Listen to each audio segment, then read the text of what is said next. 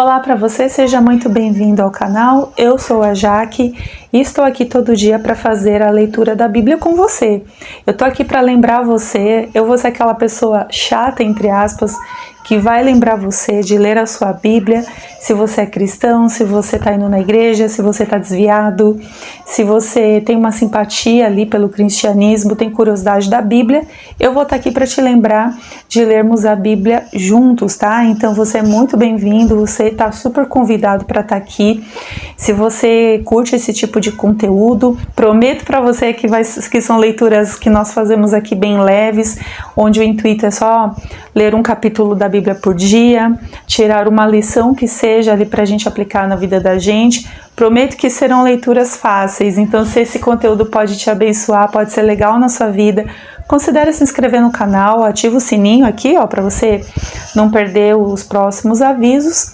E se você curtiu o vídeo, gostar dele, ficar comigo até o final e gostar do vídeo, curte o vídeo, compartilha com alguém que precisa estar nessa jornada de fé, que vai ser edificado, que vai ajudar essa pessoa, que com certeza eu acho que isso vai ser uma grande bênção e ela vai te agradecer também, porque aquilo que é bom a gente compartilha, não é mesmo? Antes da leitura de hoje, vamos falar com Deus pedindo que Ele nos dê sabedoria e entendimento. Falaremos sobre como gerar filhos fiéis, gerando filhos fiéis, e a palavra do Senhor tem aí uma leitura linda. Pega um café, uma água, se for o caso. No momento eu tô sem café aqui, mas se eu tivesse eu ia tomar um café junto com você. Hoje a leitura vai estender um pouquinho, mas fica comigo até o final do vídeo porque é um ensino muito importante, principalmente para você que é pai, que é mãe, o que a Bíblia ela fala sobre isso e por que é tão importante a gente ensinar a palavra para os nossos filhos, tá? Então nós vamos ler a palavra do Senhor aqui em Salmo 78, e a Bíblia ela fala bem assim para nós. Meu povo, escutai meu ensino, inclinai os ouvidos às palavras da minha boca. Abrirei minha boca em parábolas, proporei enigmas da antiguidade, o que temos ouvido e aprendido e nossos pais nos têm contado. Não os encobriremos aos seus filhos, contaremos às gerações vindouras sobre os louvores do Senhor, seu poder e as maravilhas que tens feito. Porque ele estabeleceu um testemunho em Jacó e instituiu uma lei em Israel, ordenando aos nossos pais que os ensinassem a seus filhos, para que a futura geração os conhecesse, para que os filhos que nasceriam se levantassem e os contassem a seus filhos, a fim de que pusessem sua confiança em Deus e não se esquecessem das suas obras, mas guardassem seus mandamentos, e que não fossem como seus pais, geração teimosa e rebelde, geração inconstante, cujo espírito não foi fiel para com Deus. Os filhos de Efraim, armados de arcos, retrocederam no dia da batalha. Não guardaram a aliança de Deus e se recusaram a andar na sua lei.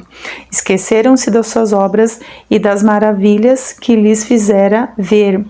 Ele fez maravilhas à vista de seus pais, na terra do Egito, no campo de Zoã. Dividiu o mar e fez que o atravessassem. Fez as águas ficarem como um muro. Também os guiou de dia por uma nuvem e a noite toda por um clarão de fogo. No deserto partiu rochas e deu-lhes de beber à vontade, águas que enchem as profundezas. Da pedra fez sair fontes e fez correr águas como rios. Mesmo assim, continuaram a pecar contra ele, rebelando-se contra o Altíssimo no deserto. Provocaram a Deus no coração, pedindo comida segundo o seu próprio gosto. Também falaram isso contra Deus. Por acaso pode Deus preparar uma mesa no deserto? Por acaso dará carne ao seu povo? É verdade que ele feriu a rocha e as águas fluíram, ribeiros jorraram a valer. Mas ele poderá dar-nos alimento ou preparar carne para o seu povo? Quando o Senhor os ouviu, indignou-se e lançou fogo contra Jacó. Enfureceu-se contra Israel, porque não creram em Deus, nem confiaram na sua salvação. Contudo, ele ordenou as altas nuvens e abriu as portas dos céus. Fez chover maná sobre eles, para que comessem, e deu-lhes cereal dos céus. Cada um comeu o alimento dos poderosos, mandou-lhes comida com fartura. Fez soprar nos céus o vento oriental, e pelo seu poder trouxe o vento sul.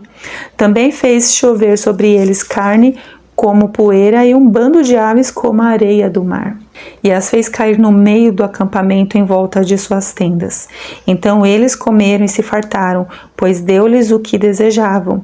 Mas não estando satisfeitos, quando a comida ainda estava na boca, a ira de Deus se acendeu contra eles, e ele matou os mais fortes. Sim, derrubou os jovens de Israel. Mas mesmo assim eles pecaram e não creram nas suas maravilhas. Por isso fez seus dias se dissiparem em um sopro, e seus anos em repentino terror. Quando ele os castigava com a morte, então o procuravam. Arrependiam-se e de madrugada buscavam a Deus. Lembravam-se de que Deus era sua rocha e o Deus Altíssimo seu Redentor.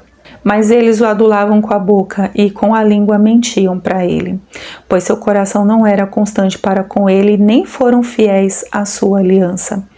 Mas ele, sendo compassivo, perdoou-lhes a maldade e não os destruiu. Pelo contrário, muitas vezes desviou deles sua ira e não se enfureceu contra eles, porque se lembrou de que eram frágeis, como um vento que passa e não volta. Quantas vezes se rebelaram contra ele no deserto e o ofenderam no lugar ermo. Voltaram atrás e tentaram a Deus, provocaram o Santo de Israel, não se lembraram do seu poder, nem do dia em que os resgatou do adversário, nem de como realizou os seus sinais no Egito e suas maravilhas no campo de Zoã, convertendo em sangue os rios para que não pudessem beber das suas correntes. Também lhes mandou enxames de moscas que os consumiram e rãs que os destruíram. Entregou suas colheitas às larvas e o fruto do seu trabalho aos gafanhotos. Destruiu suas vinhas com granizo e seus sicômoros com geadas. Também entregou seu gado ao granizo e os seus rebanhos aos raios. Lançou contra eles o furor da sua ira, a fúria, a indignação e a angústia como uma legião de anjos destruidores. Deu livre curso à sua ira, não os poupou da morte, mas entregou a vida deles à praga. Feriu todos os primogênitos no Egito, as primícias da sua força nas tendas de Cã, mas tirou seu povo como ovelhas e como um rebanho o conduziu pelo deserto. Guiou-os com segurança, de modo que não temeram, mas seus inimigos afundaram no mar. Sim, conduziu-os até a fronteira da sua terra santa, até o monte que sua mão direita conquistou. Expulsou as nações da presença deles, dividindo suas terras por herança e fazendo as tribos de Israel habitarem suas tendas. Contudo, eles tentaram e provocaram o Deus Altíssimo e não guardaram seus testemunhos, mas se rebelaram e agiram com infidelidade para com seus pais. Desviaram-se como um arco traiçoeiro, pois o provocaram a ira com seus altares e lhe incitaram ciúmes com seus ídolos. Quando ouviu isso, Deus se indignou e rejeitou totalmente Israel. Então ele abandonou o tabernáculo em Siló, a tenda da sua morada entre os homens, entregando seu poder ao cativeiro e sua glória na mão do inimigo. Entregou seu povo à espada e se enfureceu contra sua herança. Destruiu seus jovens pelo fogo e suas moças não tiveram cântico nupcial. Seus sacerdotes caíram à espada e suas viúvas não fizeram luto. Então o Senhor despertou como de um sono, como um guerreiro motivado pelo vinho, e fez retroceder a golpes os seus adversários e entregou-os ao desprezo perpétuo. Além disso, rejeitou a tenda de José e não escolheu a tribo de Efraim, mas escolheu a tribo de Judá, o monte Sião que ele amava. Edificou seu santuário como os lugares elevados, como a terra que estabeleceu para sempre. Também escolheu Davi seu servo e o tirou do cuidado das ovelhas. Ele o trouxe da lida com as ovelhas e suas crias para apacentar Jacó, seu povo, e Israel, sua herança. Ele os apacentou segundo a integridade do seu coração e os guiou com mãos hábeis. Este salmo, gente, parece que conta novamente todo o resumo de todas as maravilhas, de todo o poder de Deus ali agindo no meio do povo hebreu, tantos milagres, tantas maravilhas. E aqui esse salmo ele traz assim um princípio extremamente importante para você que é pai, que é mãe, que é o poder da transmissão da mensagem de pai para filho, de pai para filho, de pai para filho, para que a palavra de Deus ela não morra, mas ela continue seguindo as gerações futuras. Observe que o texto, quando a gente começa a ler aqui o 78, a palavra ela fala para nós, ela instrui assim, ó, o que temos ouvido e aprendido, nossos pais nos têm contado, né? Não os encobriremos, prestem atenção, não os encobriremos aos seus filhos. Contaremos às gerações vindouras sobre os louvores do Senhor, seu poder e as maravilhas que tem feito. Ok, quando a gente pega esse trecho, a gente já começa a perceber um compromisso aqui. Nós vamos continuar a falar às próximas gerações aquilo que Deus tem feito. Como você transmite uma mensagem para a próxima geração?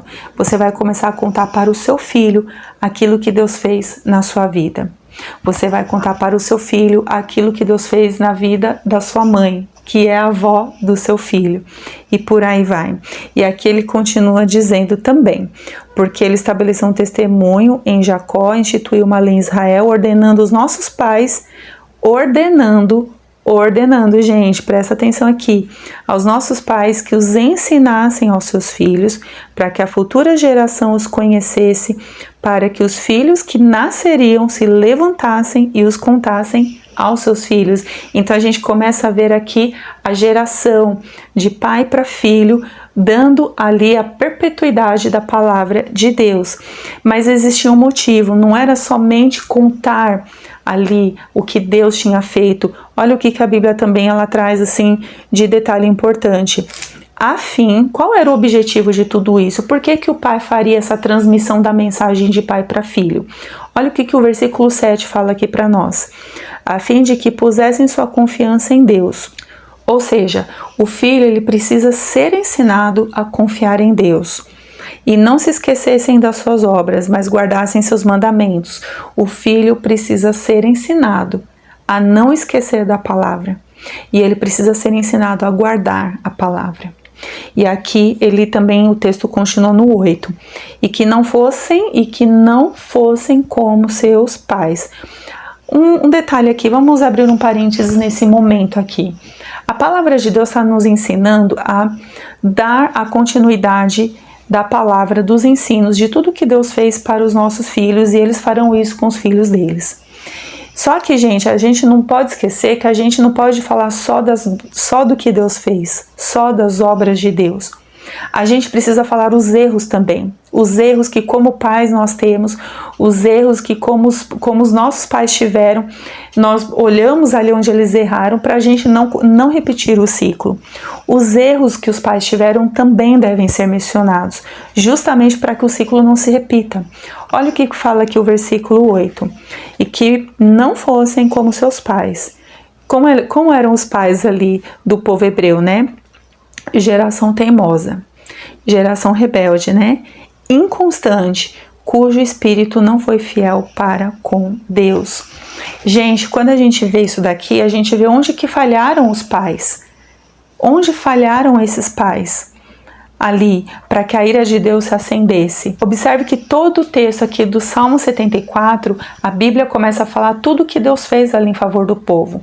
Os pais, aqueles antepassados, né? Eles estavam no deserto, eles reclamavam que não tinha água e Deus ia lá e preparava a água. Eles queriam comer carne e Deus trazia a carne. Eles queriam comer alguma coisa, Deus trazia o maná.